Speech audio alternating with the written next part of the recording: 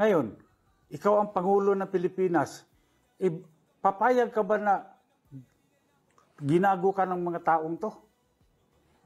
Dapat gumawa ka ng hakbang dahil nakakahiya ito. Etong nangyari ngayon, yung blanco, tapos merong nag-fill up, pinadala sa Malacanang, pinapirmahan sa Pangulo. Malinaw ito na ginago talaga nila yung Pangulo rito. Ginago nila. Kung hindi, dapat kung blanco ang BICAM report, blanco yung inaprubahan ng plenary, dapat ang enrolled bill mo, blanco rin. Hindi pwedeng blanco-blanco tapos bigla nagkaroon ng amount doon. Doon ang problema. Correct. Well, sa mga nangyayari ngayon sa Kongreso, talagang irregular ito. Dahil sa aking pagkaalam, matagal na rin ako naging congressman. Ngayon lang ito nangyayari. Yung ibang mga nakaraang speaker, including myself, hindi kami nagkaroon ng lakas ng loob para pakialaman yung budget na naaprubahan na ng plenary. Kasi ang proseso kasi dyan, BICAM report. So yung BICAM report na yan, pirmado yan ng lahat ng mga BICAM members. Ngayon, dadalhin ngayon sa plenary, paaprubahan sa lahat ng mga congressman. Yun ang pagbubutuhan. Kung ano yung napagbutuhan doon, yun naman ay dadalhin ngayon sa magiging enrolled bill. So, subject na sa printing. From printing, yun na yung iaakyat nila for signature ng presidente.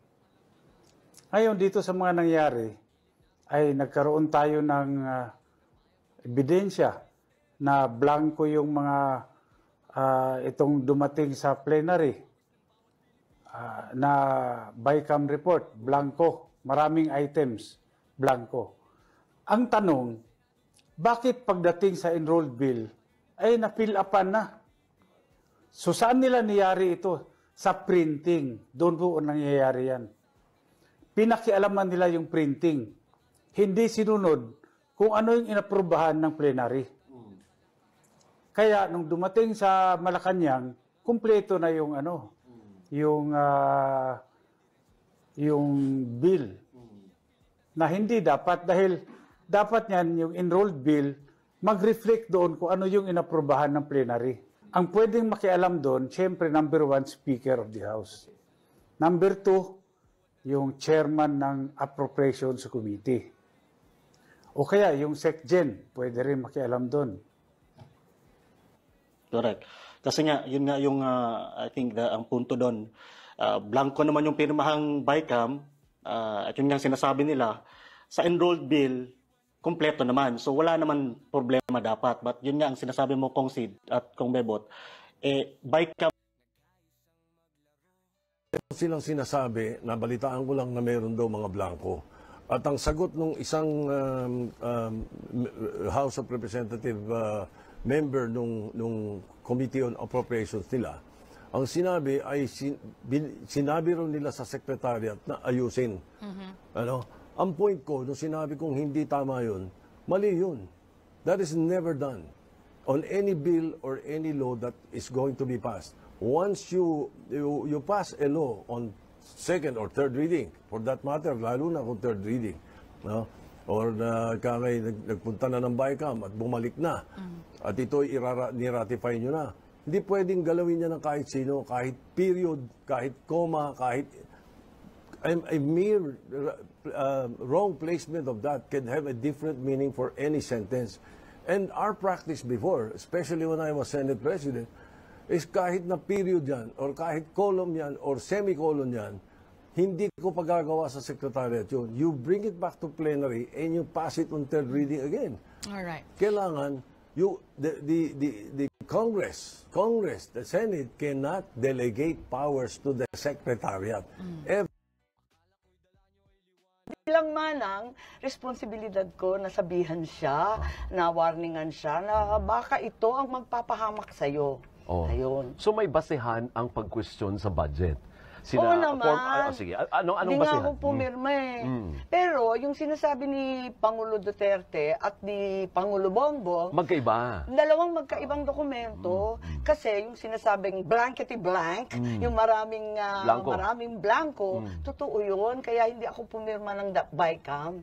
Kasi walang laman eh, nakakatakot. The amount of, open parenthesis, blanco, close parenthesis, ilang pahina yun. So hindi obra sa'yo na aayusin? Sabi ni Kimbo, aayusin ng mga technical experts daw. Tapos Aray ko. So hindi obra sa'yo Aray ko, yun? hindi pwede yan. Alam niyo yung pinakamalaki, pinakadakilang kapangyarihan ng budget at ay nasa Kongreso at Senado. Hawak yan ng hindi ng Pangulo. It's the power of the purse that belongs entirely to the legislature.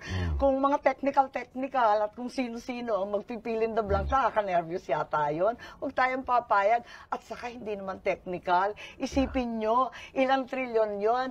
1.3 trillion sa DPWH budget. One line lang ang paliwanag. Various infrastructure projects. Ang tanong, sino si VIP?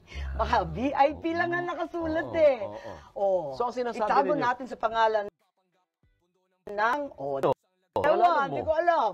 Wala Bakit mo. VIP? Kasi wala nga nakalista 1.3 trillion. Walang listahan. Sino nga may pakana Tama nun? ba yun? Hindi ko alam. Oo. Basta dumating na lang sa amin na ganun. So ang sinasabi mo ay labas dito ang presidente. Well, palagay Walang ko- problema ang presidente. Ang may problema dito ay yung lehislatura, the House and the Senate leaders. Hindi ko alam kasi yun nga, nung pinapunta kami sa BICAM, napunta akong minsan. Oh. 1 minute lang, nagpicture-picture lang. Ganun lang, tapos na? Oo, tapos na. Di nag-alisan na kami. Sabi ko, ano ba yun? Picture-picture. Hindi, ibibigay sa'yo. Di tanong na ako ng tanong kasi fina-follow up ko yung mga flood control. Di ba, yun kasagsagan yun ng 6 na bagyo. Inaasahan niya ng tao. Nasaan na? Naku, wala.